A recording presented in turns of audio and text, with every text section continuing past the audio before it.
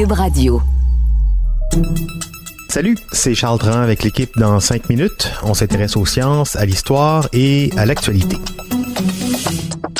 Aujourd'hui, on parle du deuil et de sa couleur en Occident, le noir. Pourquoi porte-t-on du noir aux funérailles? Lorsqu'on doit assister à des funérailles, la question se pose rarement. On sait qu'il est de mise de porter du noir ou du moins de miser sur des vêtements sombres et la sobriété. Alors d'où vient cette tradition? Qui a décidé que le noir était la couleur du deuil, de la mort, de la tristesse? Est-ce le cas? Voici Sophie Croteau. C'est à partir du 6e siècle que l'Église catholique adopte le noir comme couleur officielle du clergé, celui-ci symbolisant l'humilité et la privation symbolique de lumière. Il faudra attendre un autre 800 ans, au 14e siècle, pour qu'on commence à l'associer à la mort chez les chrétiens, alors que c'est plutôt le blanc et le brun qui représentent le deuil chez les anglicans. À cette époque, en Angleterre comme partout en Europe, des lois dictaient quelle couleur et quel type de tissu pouvait être porté selon la classe sociale, ce qui réservait évidemment les plus luxueux aux aristocrates. La teinte noire, étant extrêmement difficile à produire naturellement et nécessitant plusieurs teintures successives, était donc réservée aux plus riches. Et même si les vêtements de deuil étaient censés refléter la simplicité et la modestie, ils gagnèrent vite un statut particulier chez l'élite, devenant des outils pour faire le spectacle de sa richesse et de son statut. Dès les funérailles de la reine Élisabeth Ier en 1603, on voit apparaître des robes noires élaborées, influencées par les courants de la mode de l'époque. On engageait même des hommes responsables de surveiller les funérailles aristocratiques afin de s'assurer que les bourgeois ne se présentent pas avec des tissus et des couleurs leur étant interdits. Il fallut attendre le 19e siècle pour que les habits de funérailles noirs se démocratisent, avec l'arrivée des usines de textiles et des teintures synthétiques. On vit même apparaître le premier magasin de vêtements de deuil, le Jay's London General Mourning Warehouse, une grande surface ouverte à Londres en 1841 et considéré comme l'un des premiers fabricants de fast fashion. À cette époque, le deuil était encore extrêmement codifié et on avait donc besoin de vêtements pour toutes les étapes qui suivaient la mort de notre proche et pas seulement les funérailles elles-mêmes.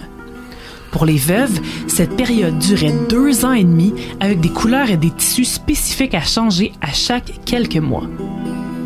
Ces magasins en profitèrent donc pour solidifier ces règles et profiter d'un marché toujours en demande qui voulait être à la mode malgré son deuil.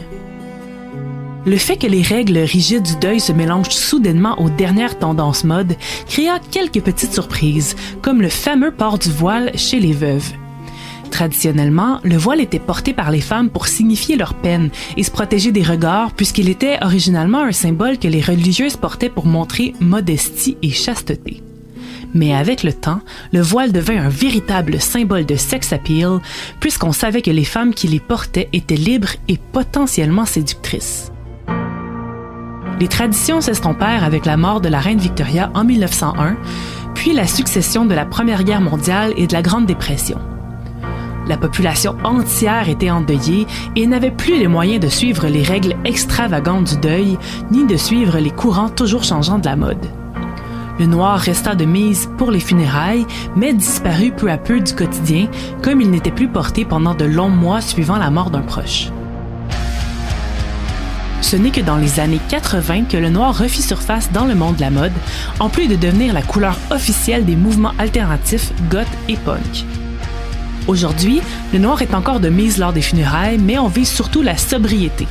À moins de vouloir rendre hommage à la personne par le style de nos vêtements, comme on a pu l'observer chez les endeuillés présents aux funérailles des grands designers qui n'hésitaient pas à porter leur flamboyante création en leur honneur.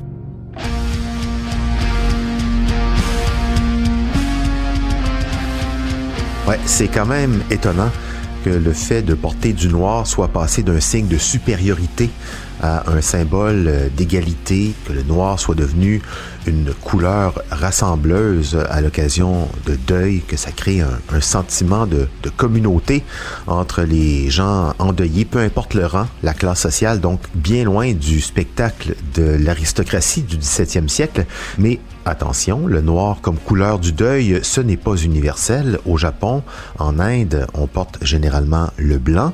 En Chine, c'est plus le rouge. Et en Iran, le bleu.